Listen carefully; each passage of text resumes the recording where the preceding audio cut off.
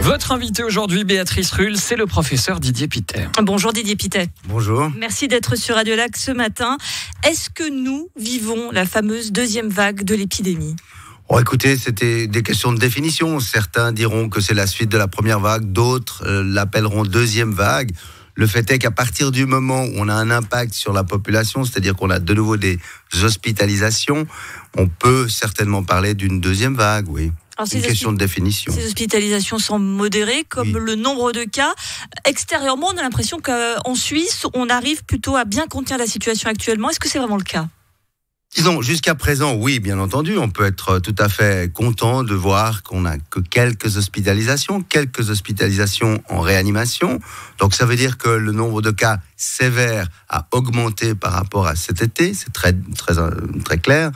Mais ceci résulte évidemment d'un iceberg ou d'une pièce cachée de l'iceberg qu'on ne voit que peu, qui est en train de grandir, c'est-à-dire d'augmenter. Donc plus on fera de détection de cette taille de base de l'iceberg, plus on se rendra compte qu'on a un nombre de cas qui souvent sont insignifiants, qui augmentent. Ce que vous êtes en train de nous dire, c'est qu'on est un petit peu en train de se voiler la face en disant finalement on a peu de cas, mais on a peu de cas parce que l'on teste moins. Alors les experts ne se voilent pas la face. Les experts ont très bien compris que nous étions à nouveau au pied d'une vague potentielle et que dépendant de l'attitude des citoyens, c'est-à-dire du respect des gestes barrières, que sont la distance sociale, l'hygiène des mains, puis dans certaines situations le respect du port du masque, ainsi que de se faire tester pour le diagnostic aux moindres symptômes, au fond ce sont les éléments essentiels du contrôle. Alors ça, c'est le discours, pas d'autre. Le discours qu'on nous tient depuis le début. On a l'impression quand même qu'on l'a bien intégré. On a souvent des masques dans les transports publics, c'est devenu obligatoire. On se lave les mains 10 à 15 fois par jour, ça devient presque un toc. Et pourtant, alors, on le voit pas dans les chiffres en Suisse, mais dans d'autres pays très proches comme la France, l'écart remonte. On a pourtant l'impression que les gens suivent ces gestes barrières. Comment ça se fait ? Écoutez, ils les suivent dans une certaine mesure. Je dirais que l'observance des pratiques n'est de loin pas parfaite. Preuve en est qu'on a des cas. Sinon, on n'aurait pas de cas, tout simplement. D'accord ? Donc, ça veut dire tout simplement que quand on va se concentrer dans des secteurs pour observer, par exemple, le respect de ces pratiques, on va évidemment voir un non-respect de ces pratiques. On parle beaucoup du masque dans les transports publics.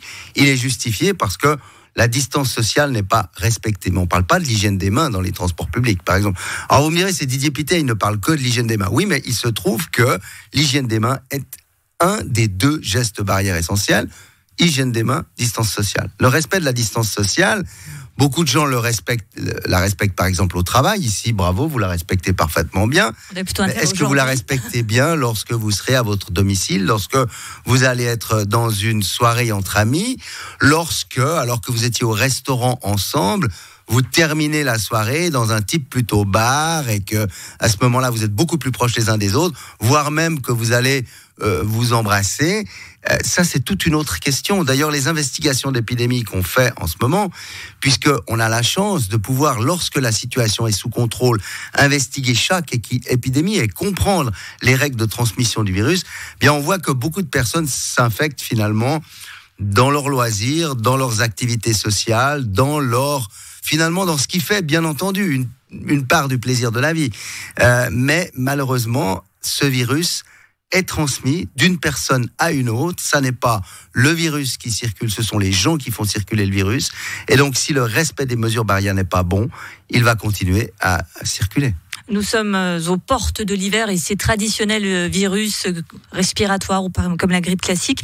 Est-ce que pour éviter l'engorgement des urgences, qui est la crainte in fine des hôpitaux, est-ce que vous seriez pour une vaccination généralisée de la grippe pour que les personnes qui vont aux urgences n'y aillent bien que parce qu'elles n'ont que des symptômes du Covid et pas de la grippe ? Est-ce que ce serait une solution ? Alors, les personnes prioritaires par rapport à la vaccination sont indéniablement les personnes qu'on a appelées dernièrement vulnérables, mais qu'on appelle à risque.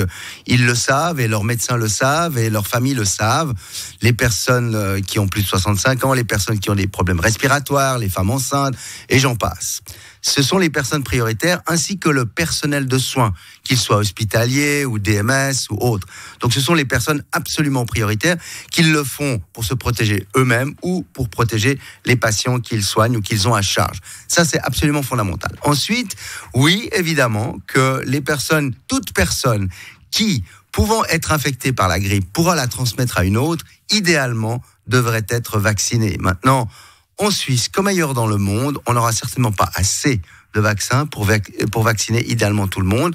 Ça sera un problème généralisé. Ceci dit, si on utilise déjà tous les vaccins commandés par la Confédération, à bon escient, au bon moment, je pense que déjà, nous allons effectivement protéger à la fois les patients et certainement, bien entendu, les services de soins. Parce qu'un patient infecté par la grippe va être hospitalisé, va évidemment occuper le personnel qui sera occupé par d'autres entités telles que le Covid, mais qui aimerait aussi pouvoir continuer à ne pas réduire l'offre en soins. Et c'est ça qui est important. Donc protection et vaccin en priorité pour les personnes à risque et le personnel soignant.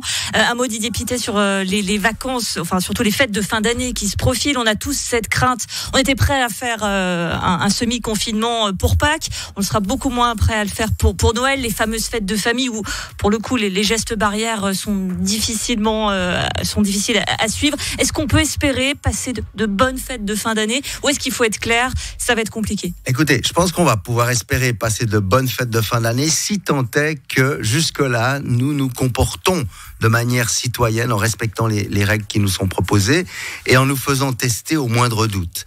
Et je pense qu'aujourd'hui, on ne se fait pas encore tester au moindre doute. On ne teste pas encore assez, largement pas assez, que ce soit même à Genève ou dans le reste de la Suisse, c'est très net. Alors maintenant, comment va-t-on arriver aux fêtes?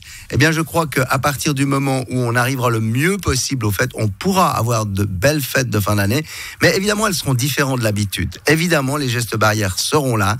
Et évidemment, par rapport aux vulnérables, il faudra certainement avoir une attitude un petit peu différente. Et puis évidemment aussi retenir des listes des personnes qui se sont réunies, parce que évidemment que le virus continuera à circuler à ce moment-là. Donc si on vous entend bien, on est à un moment charnière là actuellement? Absolument. Aujourd'hui, on est vraiment à un moment charnière. On le voit, certains pays ont presque dépassé ce moment charnière. L'Espagne, l'Angleterre notamment, qui déjà voit de réels problèmes dans leurs hôpitaux.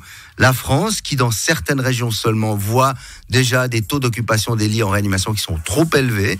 Et donc, il faut arriver à maintenir ce début de vague comme une potentielle vaguelette, si vous voulez, si on ne veut pas retourner dans une situation qu'on a malheureusement déjà connue. L'hygiène des mains et distance sociale pour pouvoir passer des fêtes de fin d'année, ce sera le message de ce matin. Merci beaucoup Didier Pittet. Et les tests, évidemment. Professeur et chef du service de prévention des infections au HUG. Merci infiniment d'avoir été sur Radio Lac ce matin. Je vous en prie.